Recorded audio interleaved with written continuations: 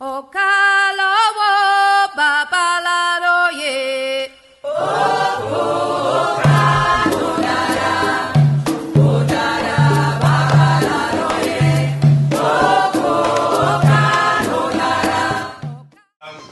My name is Vava Tampa, I'm Congolese, and I run a campaign called Save the Congo. And Congo is this massive, huge, gigantic country in Central Africa.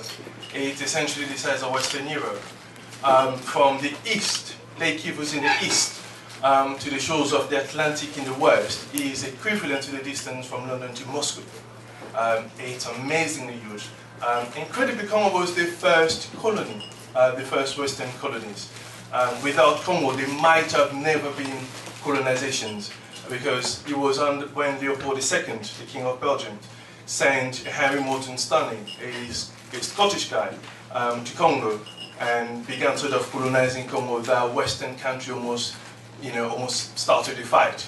And the First World War almost began back in the 19th centuries. And then there was this guy, the German Chancellor, who decided to call all the other major powers in Europe, 14 of them, to sit down, sign the treaty, and then divide Africa amongst the Western countries. And so Congo is amazingly significant to all of us. And for the past 10 or so years, there has been this conflict which has been going on. For some reason, it doesn't make it to the front page, to the newspapers or the evening news. But it's the deadliest conflict in the world. It has claimed more people than any other conflict since World War II. An estimate put the numbers at 5.4 million people killed, and that 5.4 million figures dates back to 2007. And the UN essentially says that approximately about 1,500 people are killed every single day because of the conflict. And that conflict has two causes. So if we are to be in humanitarian sense, there are four reasons, four things that are driving this conflict. We call them the 4 I's. And those 4 I's are impunity, insecurity, illicit trade of minerals, which is on weapons, and institutional failure. Impunity in the sense that everyone who is someone in the Congolese army has committed some sort of atrocities against the people, has killed thousands of people, or ordered the rapes of thousands of women.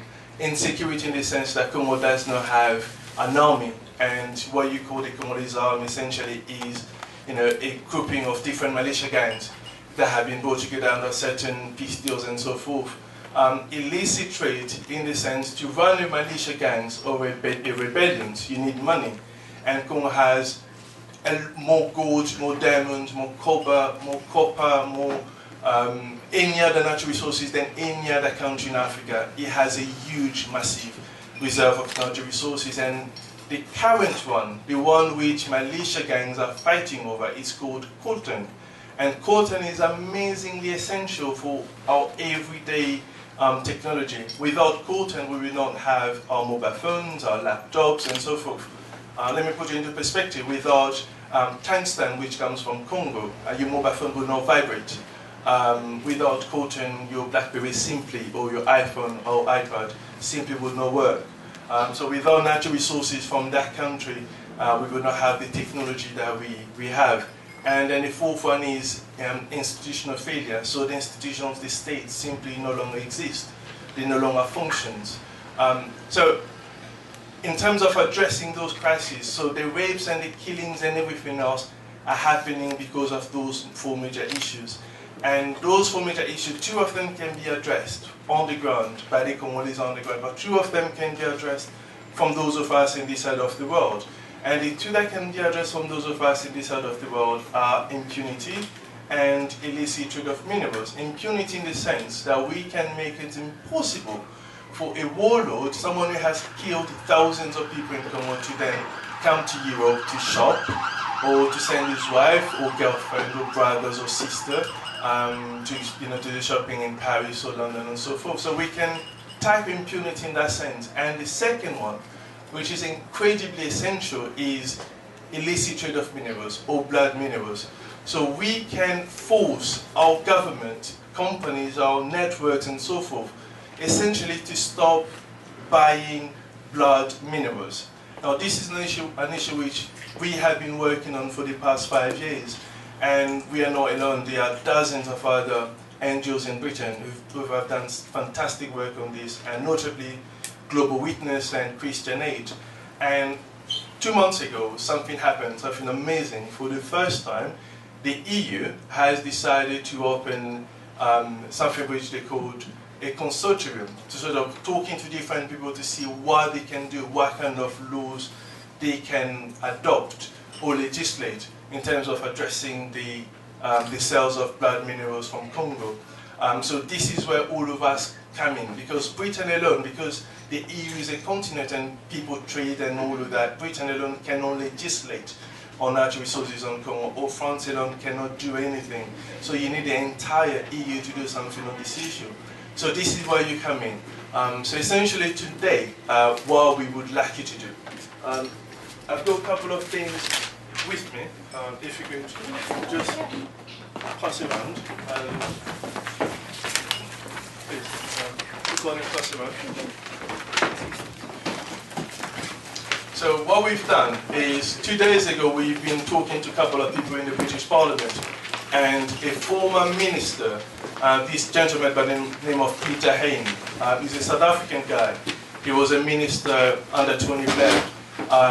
We are working with him and a few others, so we have tabled a parliamentary motions, which is printed on one of those papers. And so that's to give an idea of what's going on. But what we really want you to do is essentially one thing.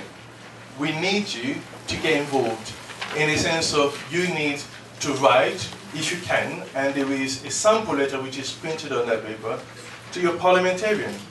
Ask him to sign the motion, the parliamentary motion, which is printed on the same paper.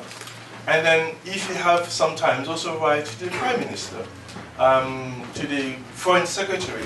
So as many people as you can possibly mobilize to write and raise voices and opinions on this issue, the more chances we have of essentially sort of, pushing the EU into adopting some sort of legislation on this issue.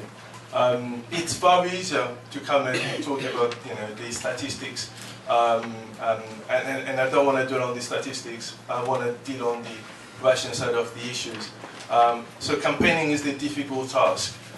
So I really, really hope that you would find it in you, the time to do something. And if you want to know more, to get involved, please reach out to me. Emma has my contact details, and I would love to talk to you guys more. Is that okay?